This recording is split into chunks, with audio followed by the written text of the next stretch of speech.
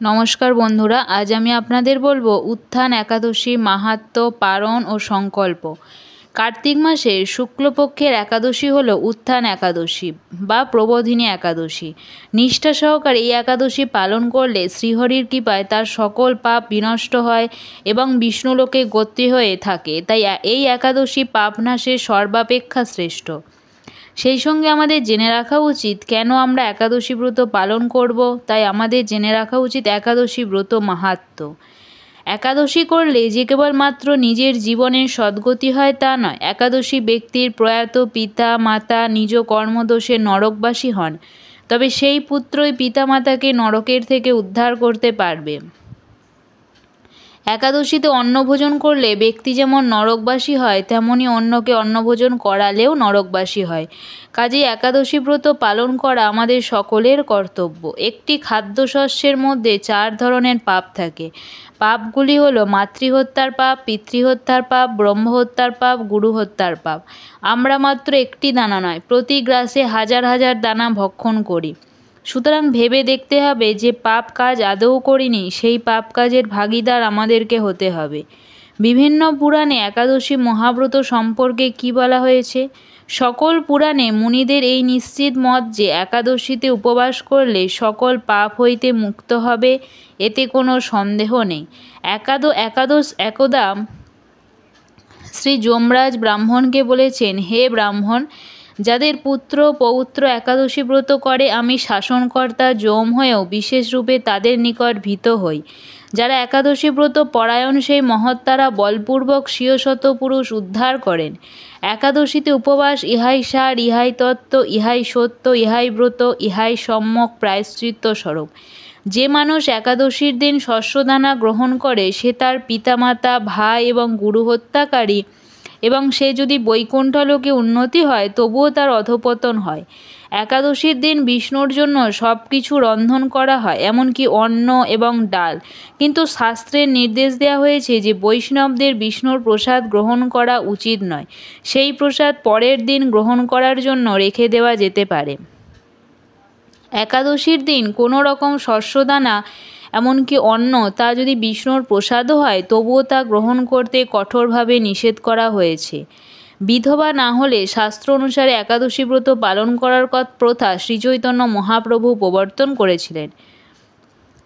হে রাজন, যতদিন আয়ু থাকবে ততদিন একাদশী উপবাস থাকবে। যিনি একাদশী ব্রত পরিত্যাগ করে অন্য ব্রতের উপাসনা করেন তার হাতের মহামূল্যবান রত্ন পরিত্যাগ করে লোহা যাচনা করা হয়। দেবাদিদেব শিব দুর্গা দেবীকে বলেছেন, হে মহাদেবী, যারা হরিবাসরে ভোজন করে যমদূতগণ যমালয়ে নিয়ে তাদের অগ্নিবর্ণ তীক্ষ্ণ লৌহাস্ত্র তাদের মুখে নিক্ষেপ করে। যে মানুষ একাদশীর দিন শস্যদানা গ্রহণ করে সে তার পিতামাতা, ভাই এবং গুরু হত্যাকারী, এবং সে যদি বৈকুণ্ঠ লোকেও উন্নতি হয় তবুও তার অধঃপতন হয়। তাহলে কেন আমরা জেনে শুনে পাপকর্ম করছি? যে সকল ভক্তবৃন্দরা একাদশী মহাব্রত পালন না করে যে পাপ করেছেন তা থেকে বিরত থাকুন। তারা সহ সকল ভক্তবৃন্দরাই একসাথে একাদশী মহাব্রত পালন করি এবং আমাদের এই দুর্লভ মানব জীবনকে সার্থক করি। উত্থান একাদশী কৃষ্ণ ভক্তি লাভই শ্রী একাদশী ব্রতের মুখ্য ফল। তবে আনুষাঙ্গিক রূপে স্বর্গ ঐশ্বর্যাদি অনিত্য ফল লাভ হয়ে থাকে। উত্থান একাদশী পাপনাশিনী ও পুণ্যকারী ও মুক্তি প্রদানকারী। এই ব্রতের প্রভাবে পর্বত সমান পাপরাশি বিনষ্ট হয়। এই ব্রত নিষ্ঠা সহকারে পালন করলে 1000 অশ্বমেধ যজ্ঞ, শত শত রাজসূয় যজ্ঞের ফল লাভ হয়। ঐশ্বর্য, প্রজ্ঞা, রাজ্য ও সুখ লাভ হয়। হরিবাসরে রাত্রি জাগরণ করলে তাদের সমস্ত পাপ ভস্মীভূত হয়। শ্রেষ্ঠ মুনিগণ তপস্যার দ্বারা যে ফল লাভ করে এই ব্রতের উপবাসে সেই সমান ফল প্রাপ্ত হয়। এই একাদশীর ধ্যান করলে সেই ব্যক্তির পূর্বপুরুষেরা স্বর্গে আনন্দে বাস করে। এই একাদশী উপবাসের পুণ্যফলে ব্রহ্মহত্যাজনিত ভয়ঙ্কর নরক যন্ত্রণা থেকে নিস্তার পেয়ে বৈকুণ্ঠগতি লাভ হয়। সমস্ত লৌকিক ধর্ম পরিত্যাগ করে ভক্তি সহকারে এই ব্রত পালন করলে তাকে আর পুনর্জন্ম গ্রহণ করতে হয় না। এমনকি মন ও বাক্য দ্বারা অর্জিত পাপরাশিও শ্রীবিষ্ণুর অর্চনে বিনষ্ট হয়। অশ্বমেধ যজ্ঞতে যে ফল লাভ হয় না এই উপবাসে রাত্রি জাগরণে সেই পুণ্যফল অনায়াসে লাভ হয়। তীর্থে স্বর্ণ প্রভৃতি দান করলে যে পুণ্য অর্জিত হয় এই উপবাসে রাত্রি জাগরণে সেই সকল অনায়াসে লাভ হয়। নিষ্ঠা ও ভক্তিভাব সহকারে উত্থান একাদশী অনুষ্ঠান করলে গৃহে ত্রিভুবনের সমস্ত তীর্থ এসে উপস্থিত হয়। এই ব্রতে শ্রদ্ধা সহকারে শ্রী জনার্দনের উদ্দেশ্যে স্নান দান জপ কীর্তন ও হোমাদি করলে অক্ষয় লাভ হয়। তীর্থে স্নান দান জপ হোম ধ্যান আদির ফলে যে পুণ্য সঞ্চিত হয় উত্থান একাদশী পালন না করলে সে সমস্ত নিষ্ফল হয়ে যায়। শ্রী হরিবাসরে শ্রী জনার্দনের পূজা বিশেষ ভক্তি সহকারে না করলে শত জন্মার্জিত পুণ্য বিফল হয়। সমস্ত তীর্থ ভ্রমণ করলে যে পুণ্য হয় উত্থান একাদশীতে শ্রীকৃষ্ণ পাদপদ্মে অর্ঘ্য অর্পণে তার কোটি গুণ স্বীকৃতি লাভ হয়। শ্রবণ কীর্তন স্মরণ বন্দনাদি নববিধা ভক্তির সাথে তুলসীর সেবার উদ্দেশ্যে ছাড়া যারা তুলসী বীজ রোপণ জলসেচন ইত্যাদি করেন তারা মুক্তি লাভ করে বৈকুণ্ঠবাসী হন। উত্থান একাদশীর সংকল্প যারা আমিষাহার করেন তারা একাদশীর আগের দিন অর্থাৎ দশমী একাদশী এবং দ্বাদশী এই 3 দিন নিরামিষাহার করবেন। দশমীতে ভগবান শ্রীকৃষ্ণের চরণে ফুল নিবেদন করে সংকল্প করবেন, হে ভগবান আমাকে কৃপা করুন যাতে আগামীকাল একাদশী যেন নিষ্ঠার সাথে পালন করতে পারি।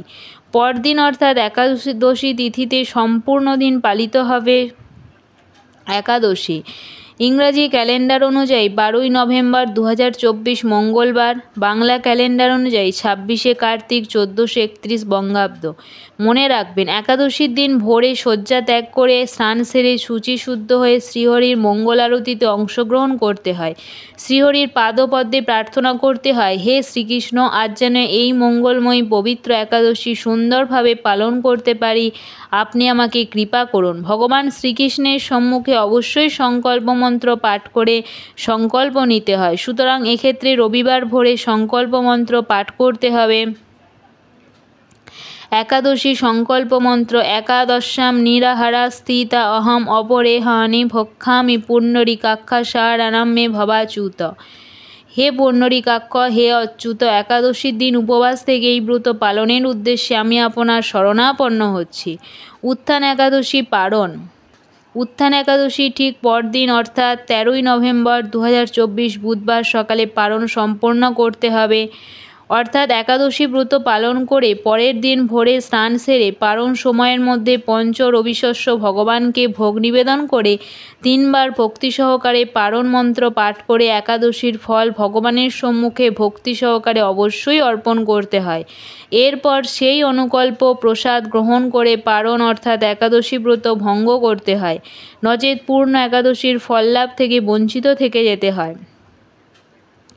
একাদশীর পালন মন্ত্র ওং অজ্ঞান তিমিরান্ধস্য ব্রতে নানেন কেশব প্রসীদ সম্মুখ নাথ জ্ঞান দৃষ্টিপ্রদ ভব।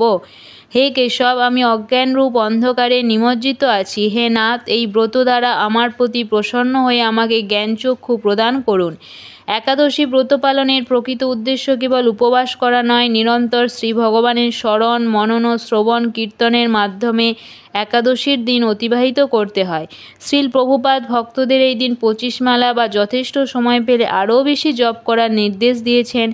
একাদশী পালনের সময় পরনিন্দা পরচর্চা মিথ্যা ভাষণ ক্রোধ দুরাচারী সম্পূর্ণরূপে নিষিদ্ধ।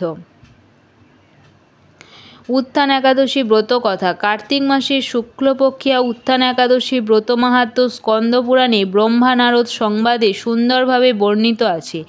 এই ব্রত সম্পর্কে জানার উদ্দেশ্যে মহারাজ যুধিষ্ঠির ভগবান শ্রীকৃষ্ণকে উদ্দেশ্য করে বললেন, হে পুরুষোত্তম, হে দেব যদুবর, কার্তিক মাসের শুক্লপক্ষের একাদশীর নাম কি এবং এই একাদশীর মাহাত্ম্যই বা কী? কৃপা করে আমাকে সবিস্তারে বর্ণনা করুন, আমি তা শুনতে অত্যন্ত ব্যাকুল ও আগ্রহী।